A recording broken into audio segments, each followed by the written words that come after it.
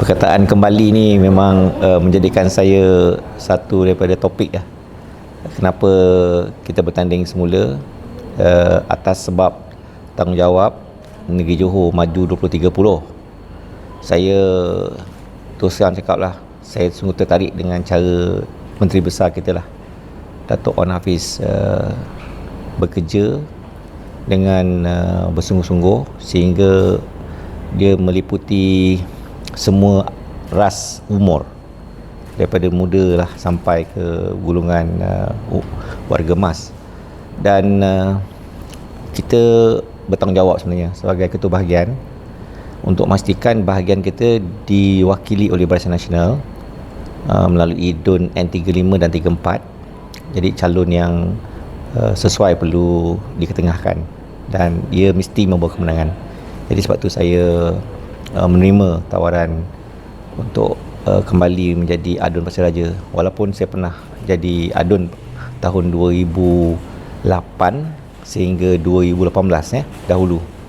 Dan ini menyebabkan kekuatan yang kita nak perlukan bagi menepani cabaran membawa misi Johor 2030 dapat diatasi. Ya, kita perlu kekalkan kestabilan supaya manifesto yang kita nak capai ni, iaitu kestabilan dikekalkan, kemajuan diteruskan. Bermakna kita telah pun dapat membawa banyak manfaat daripada kestabilan yang kita ada, tetapi kita perlu lebih lagi kestabilan supaya dengan mengadakan pelbagai program tak ada halangan ataupun cabaran yang besar yang kita perlu lalui. Jadi kita mudah untuk maju ke hadapan dalam mencapai misi kita yang sangat diperlukan oleh masyarakat Johor, bangsa Johor. Janji-janji lama mereka belum tertunai lagi sebenarnya. Kalau nak bertanding kali ini, tunaikan janji lama, jangan tabur janji baru. Kita alhamdulillah kebanyakan manifesto yang kita lalui selama 4 tahun ni yang telah dihidangkan ialah manifesto yang dapat diselesaikan secara tuntas dan berjaya dilaksanakan. Execute, bukan tabur janji saja. Contoh yang terbaik ialah membawa pelaburan yang besar ke negeri Johor pada tahun 2025 dengan jumlah yang besar 110 bilion yang mana kerajaan Johor mendapat meraih rezeki ataupun bajet bertambah daripada 2.1 bilion pada 2.6 bilion. Dan Yang Amat Berhormat pun telah memaklum pada kita bahawa first quarter tahun 26 ini saja kutipan dah dapat hampir 1 bilion. Jadi kalau kita boleh teruskan dengan agenda manifesto yang kita nak laksanakan, iaitu kestabilan diteruskan, dikekalkan, kemajuan kita insyaAllah kita boleh dapat. Dan kita tak ada kekurangan idea, tak ada kekurangan jentera untuk melaksanakannya dengan kemenangan calon-calon Barisan Nasional di semua DUN dalam 56 itulah.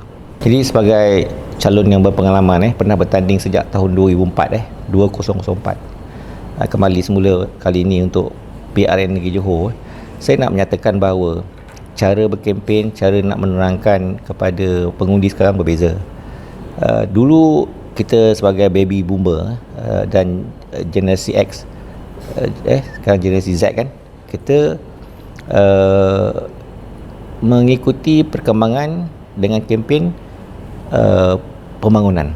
Hari ini budaya untuk pengundi mendapat maklumat dan budaya participation. Mereka nak participate dengan kita. Jadi kalau kita ada agenda yang betul-betul baik, yang agenda yang betul-betul kita dapat hadamkan pada mereka, tindakan yang dapat kita laksanakan, mereka nak participate. Itu yang akan membawa kemenangan. Bukan dengan attack peribadi ataupun attack kelemahan-kelemahan yang sedikit saja tapi dibesar-besarkan. Dia akan menjadikan pengundi refleks bahawa ini ialah bentuk fitnah, tomahan yang mereka tak terima. Sekali-sekali mereka tak akan terima. Jadi yang benar ialah kita perlukan satu budaya penyataan dalam pilihan raya. Sebab tu kita menyeru seramai mungkin keluar pilihan raya negeri kali ini kerana ada manfaat yang kita dapat melalui pilihan raya ni 16 untuk bangsa Johor. Corak kempen berbeza-beza di berbagai tempat. Saya tak kata one place fit all, ya. Jadi kita dalam kempen, you must know our ground, ya. You must know our ground. Apakah ground yang kita ada?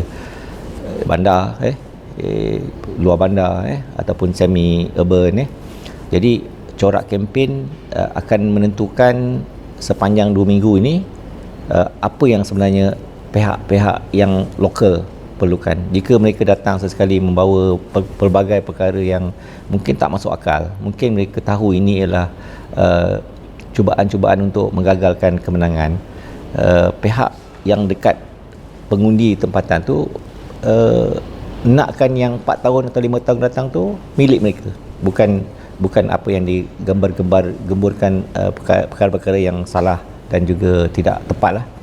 Jadi kalau kita melihat perkataan kita, iaitu kita mau menang, kita buat yang terbaik, dan orang yang akan mengundi itulah sebenarnya yang akan decide masa depan mereka selama 5 tahun ke hadapan. 56 DUN negeri Johor, kalau separuh dia lebih kurang 29 lah, untuk kekalkan kerajaan sedia ada. Kita tahu kita mahu majoriti 2/3 sekurang-kurangnya, dan 2/3 kerajaan lebih mudah untuk membuat keputusan dan tindakan dengan sokongan semua adun-adun yang menang. Jadi kali ini bukan saja kita nak 2/3, kita yakin dan kita mahu supaya ke semua 56 DUN tu diberikan kepada Barisan Nasional atas alasan bangsa Johor maju Johor 2030.